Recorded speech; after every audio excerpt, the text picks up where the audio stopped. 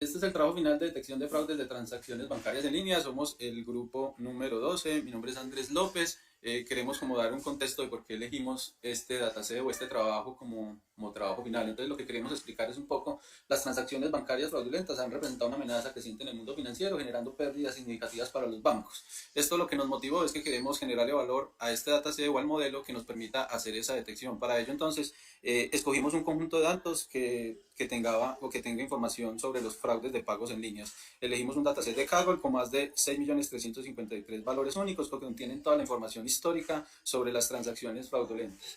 Para mirar un poco más de qué se trata, entonces tenemos un listado de variables. Vamos a hacer una descripción del listado de las variables y la descripción del dataset. Hay unas variables predictoras, entonces la categoría, o sea, el type, es la descripción del tipo de transacción realizada. En esta tenemos como por ejemplo cash out o transfer.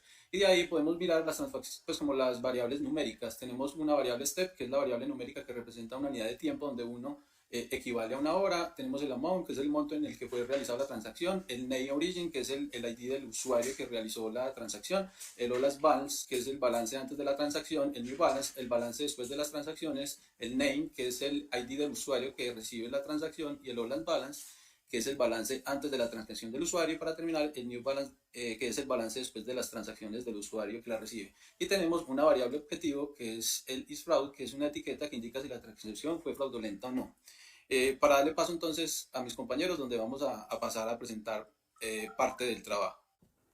Buenas tardes, voy a continuar entonces con el análisis del trabajo. Mi nombre es Laura Caro.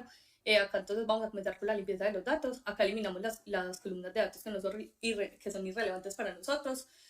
Luego pasamos entonces como a la conversión de variables, las que necesitábamos para que fueran categóricas. Y acá tenemos una parte importante que fue que con la primera columna step creamos como una categoría de tiempo donde podemos verlo por madrugada, mañana y tarde y noche, ya que lo teníamos de 1 a 729, si no estoy mal, y así nos ayuda como a mirar más el lapso de tiempo donde sean las transacciones. Luego quitamos datos duplicados y revisar como los faltantes. Acá no encontramos como ninguna de estas dos categorías. Pasamos al análisis descriptivo, donde vemos que la mayoría de las variables contienen información a partir del 50% de los datos, y las distribuciones de las variables numéricas están agrupadas a la izquierda y se alargan una con la derecha, ya que existen valores máximos con una diferencia significativa con respecto al 75% de los datos. Ya acá entonces miramos más o menos la distribución de las variables categóricas. Vemos que debit no tiene casi datos y que cash out y payment son como las más grandes. Luego vemos que la mayor cantidad de transacciones se da durante el horario de la tarde. Lo podemos ver acá en esa gráfica, y durante la madrugada casi no tenemos transacciones. Ya luego acá pasamos y miramos que acá en esa gráfica podemos ver que hay un desbalance entre los datos que tienen fraude y no tienen fraude. Acá ya en esa gráfica podemos ver cuáles son los tipos de transacciones que tienen fraude, que serían cash out y transfer. Y acá vemos entonces una gráfica donde se pueden ver en cuáles de estos horarios, cómo se distribuye, si tiene fraude o no. Ya luego acá entonces vemos este Tesanova, en el cual nos dice que la variable new balance no sería significativa para determinar si una transacción es fraudulenta o no, ya que el valor P es mayor al 0.5%. Sin embargo, dado que la cantidad de variables predictoras que tenemos y que hay una relación con las otras variables del balance, no la vamos a excluir del modelo. Y por último, de la relación con la variable objetivo, podemos ver que el tipo de transacción, se puede observar que solo existen las transacciones identificadas como fraudulentas cuanto el tipo de transacción es cash out o transfer, como ya lo habíamos visto en la gráfica anterior. Bueno, como lo hemos venido analizando del análisis descriptivo de los datos, encontramos que en el tipo de transacción solo tenemos registros para el tipo de transacción cash out y transfer. Por lo cual vamos a dejar solamente el dataset filtrado con estas transacciones, con el objetivo de que el modelaje y el aprendizaje que van a hacer los modelos sea mucho más simple. Con esto el dataset nos queda aproximadamente de 2 millones de registros. También hicimos una validación de outliers, y si bien encontramos datos que podrían estar representando ruido, para el caso de estudio que estamos analizando, este tipo de datos de hecho podrían indicar signos de alarma o considerarse la ocurrencia de un fraude. Por lo tanto, no haremos ningún tratamiento adicional para estos datos. Como se vio también en el análisis descriptivo, la variable objetivo es fraude, está muy desbalanceada. Dado el caso que nosotros tenemos, consideramos más importante llevar la clase donde tenemos más datos, que es la clase no es fraude, a la clase es fraude. Quiere decir que vamos a realizar una técnica de submuestreo, en la que vamos a llevar la clase mayor a la clase menor. Y con esto vamos a tener un dataset de aproximadamente 16.426 registros. Posteriormente venimos con la transformación de las variables, donde vamos a hacer una estandarización con un min-max scaler para las variables numéricas y un one-hot encoder para las variables categóricas. La variable objetivo no se considera necesario hacerle ninguna transformación porque ya es una variable categórica binaria. Posteriormente en el modelado vamos a utilizar inicialmente la validación cruzada para poder evaluar el performance de los modelos. En este caso estamos evaluando o poniendo a competir, por así decirlo, un random forest, un árbol de decisión, un super vector matching y un KNN. La idea de poder hacer la evaluación de estos modelos es a través de las medidas de accuracy, F1 y recall, evaluar cuál modelo está obteniendo mejores resultados, con lo que obtuvimos que los mejores modelos que tenemos en las tres métricas son el random forest y el árbol de decisión. Como hemos mencionado anteriormente, para el caso que se está analizando es menos costoso. Si una transacción que no es fraude se clasifica como fraude que el caso contrario. En este caso, como las clases están balanceadas, consideramos pertinente mantener un equilibrio entre el recall y la precisión, por lo que para la optimización de hiperparámetros vamos a utilizar la métrica F1 Score.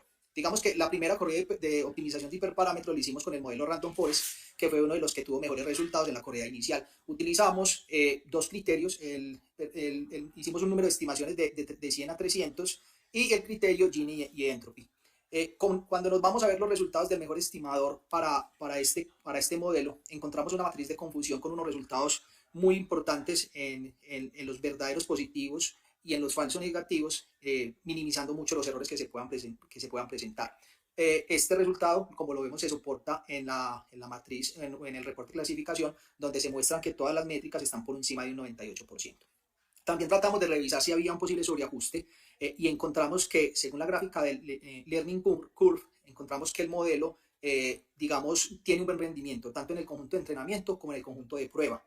El score es alto y similar para ambos conjuntos, lo que indica que este modelo está bien ajustado y no sufre de subajuste ni sobreajuste.